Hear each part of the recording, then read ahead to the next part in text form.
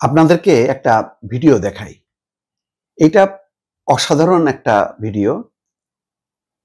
প্রায় মেহেরপুর কুষ্টিয়া মহাসড়কে 23 কিলোমিটার মানববন্ধন। এটা একটা ইতিহাস।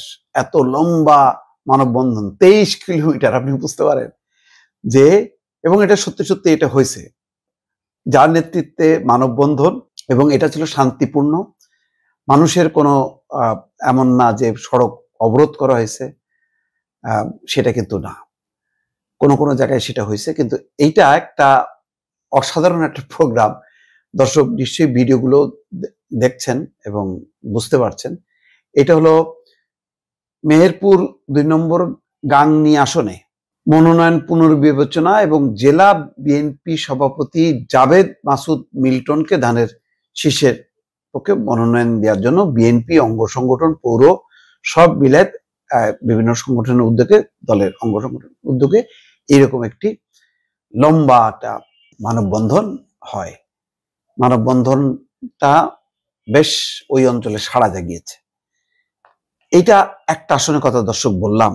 এরকম ধরেন জাবেদ মাসুদ মিল্টন, তার ত্যাগ তিতিকা, এই ব্যাপারে আর কোনো বিতর্ক নেই, এখানে বলারও কোনো অপেক্ষা রাখে না তার অবদানের কথা। কিন্তু ঘটনাক্রমে বা দুর্ভাগ্যক্রমে তিনি মনোনয়ন পাননি। এইরকম যে 237টা আসনে প্রায়, প্রথম আলোর আজকে রিপোর্ট হচ্ছে 40টির বেশি আসনে অসন্তোষ, বিরোধ সামলাতে ব্যস্ত বিএনপি। এদিকে পাশাপাশি আরেকটা আছে যে 8 আসনে বিক্ষোভ, অবরোধ, মানববন্ধন। সেখানে সংক্ষিপ্তভাবে যে কথাগুলো বলা হচ্ছে যে রাজপথ থেকে সামাজিক যোগাযোগ মাধ্যম সবখানি প্রতিক্রিয়া জানাচ্ছেন মনোনয়ন বঞ্চিতরা। দলীয় সিদ্ধান্ত পুনর্বিবেচনা চান তারা। বিভক্তি মেটাতে তৎপর কেন্দ্রীয় নেতৃত্ব। প্রতিদিন মির্জা ফখরুল ইসলাম আলমগীর, আমির খসরু মাহমুদ চৌধুরী, তারা গ্রুপে গ্রুপে ডাকছেন, যেভাবেই তাদেরকে সামলানো যায় সামলাচ্ছেন। কোনো কোনো ক্ষেত্রে বলা হচ্ছে যে ঠিক আছে, আপনি জনসংযোগ করেন, ধানের শীষের প্রতীকে ভোট দেওয়ার আহ্বান জানান, এবং বিএনপির যে 31 দফা, সেই 31 দফার পক্ষে জনমত তৈরি করেন, যাতে বিএনপি ক্ষমতায় আসলে সেটা বাস্তবায়ন করা যায়। এবং এটা হচ্ছে একটা নির্বাচনী ম্যানিফেস্টো, এটা নিয়ে সবাইকে বলা হচ্ছে। কিন্তু আবার বলা হচ্ছে কোনো কোনো জায়গায় বলা হচ্ছে না, এবং সেখানে শাস্তি দেওয়া হবে এমন কথা বলা হচ্ছে। কিন্তু সংখ্যাটা দেখেন, 237-এর মধ্যে 40টা। আমার ধারণা যে সংখ্যাটা সম্ভবত 50টার মতো হবে। তার মধ্যে হয়তো তীব্র আকার ধারণ করছে 40টা বিরাট আসন। এবং এই আসনগুলো যে এই দিকে টার্ন করতে পারে, আশঙ্কা করা হচ্ছে যে কেউ কেউ নিষ্ক্রিয় হয়ে যাবে, ফলে ওই নেতাকর্মীরা মাঠে থাকবে না, তখন প্রতিপক্ষ হিসেবে জামাত সেই সুযোগটা নেবে। আর একটা হইতে পারে অনেকে স্বতন্ত্র হিসেবে দাঁড়িয়ে যাবে। তখন তো বিএনপির জন্য আরো আনন্দদায়ক হবে সেটা, যে দুই বিএনপির ভোট কাটাকাটিতে জামাত অনায়াসে বের হয়ে আসবে।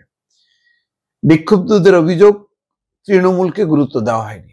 এখন বিএনপি নেতৃবৃন্দ বুঝতে পারছে, আমার যতটুকু ধারণা, যে এই জন্য গত 1 সপ্তাহ ধরে গুলশানে ডেকে ডেকে আনা হচ্ছে, এবং যাদেরকে মোটামুটি মনে করা হচ্ছে যে না, এখানে হয়তো একটু ভুল হয়েছে, তাদেরকে একটু সবুজ সংকেত দেওয়া হচ্ছে। কিন্তু এমন না যে বিষয়টা এই মাসেই শেষ হয়ে যাবে, তা না। তারেক রহমান ফেরার পর তিনি চূড়ান্তভাবে ঘোষণা করবেন। এখন তার আগ পর্যন্ত যেটা হচ্ছে যে যারা নমিনেশন পেয়েছে তারাও শোডাউন করছে, যারা নমিনেশন পায়নি তারাও শোডাউন করছে। আর ধানের শীষের পক্ষে এবং গণসংযোগমুখী যেহেতু করা হয়েছে, ফলে এটা যাতে ভোটাররা যাতে মানে বিভ্রান্ত না হয়, যে এক এলাকায় যদি বিএনপি 2 প্রার্থীকে দেখে তাহলে একটা বিভ্রান্ত হবে, সেই বিভ্রান্তিটা কাটানোর চেষ্টা করছে। সবচেয়ে গুরুত্বপূর্ণ হলো যাতে জনদুর্ভোগ সৃষ্টি না হয় এমন কর্মসূচির কথা বলা হচ্ছে। কোনোভাবে জনদুর্ভোগ করা যাবে না। আর একটা হলো যে অন্য পক্ষের উপর শক্তি প্রয়োগ করা যাবে না। তো সবাই এখন পর্যন্ত যেটা হয় যে টুকটাক কিছু ব্যতিক্রম ছাড়া মোটামুটি সার্বিকভাবে কিন্তু শৃঙ্খলা মেনে চলছে।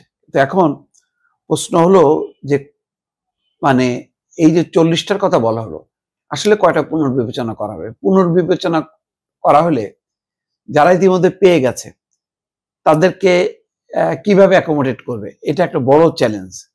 এখন যেমন বিএনপির সভাপতি, জেলা বিএনপির সভাপতি জাভেদ মাসুদ মিল্টন, মেহেরপুরের কথা বলছি, তো তার বিষয়টা হয়তো কোনো কোনো ক্ষেত্রে সেটা অ্যাকসেপ্টেড হবে। তারপরে যতটুকু শোনা যায় হাজী ইয়াসিনের ক্ষেত্রে, যতটুকু শোনা যায় সুনামগঞ্জ 1 আসনে কামরুজ্জামান কামরুল, এরকম আরো ময়মনসিংহের একটা আসনে মানে সেগুলি পরিবর্তন হইতে পারে। কিন্তু ব্যাপক হারে যেই 40 থেকে 50টা যদি হয়, পুনর্বিবেচনার দাবি উঠছে, সেই দাবিটা যদি হয় সেটা কিন্তু আবার ব্যাপকভাবে ডিজাস্টার হবে। ফলে এখন বেছে বেছে একেবারে যেগুলি নয় সেগুলি হয়তো করার চেষ্টা করছে বিএনপির নেতৃবৃন্দ, দর্শক।